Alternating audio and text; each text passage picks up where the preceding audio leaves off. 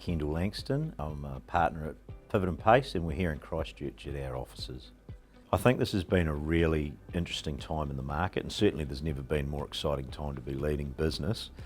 You know, in the short term, we've obviously had the fuel crisis, and for the first time, kinetic warfare impacted all of us. It wasn't in a backwater, it wasn't in a pocket of the world, it was in our fuel pumps immediately. I think it's emerging that it's more of a price challenge rather than a supply challenge. You know, we have good supply, and short of another shock, businesses are adjusting.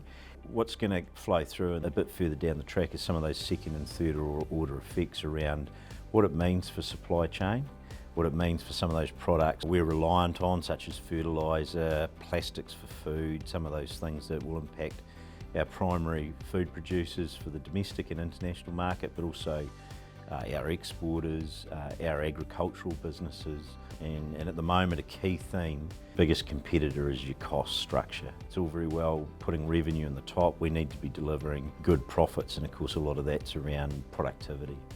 There's a few issues there. The government are doing some of the systematic things relating to productivity around regulation, and for those leading in business, it's what can we do internally to streamline systems, processes, and ultimately our fixed costs. First of all, what did CEOs tell us in a survey? Profit and margins are certainly number one. How do we stay profitable?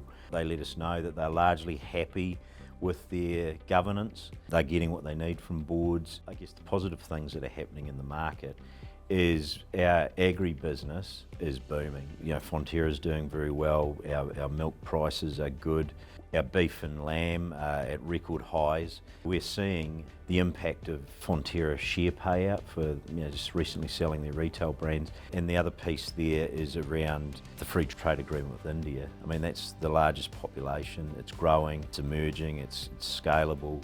They want what we produce. It will take a wee bit of time, but that's a huge opportunity for our economy. The outlook, from my point of view, and if I sort of look across our business, it's cautiously optimistic. It's challenging. Companies are going to have to find their way through it, but there's massive opportunity. And the good companies that we get to work with, the ones that are good and looking to get better, they're well placed.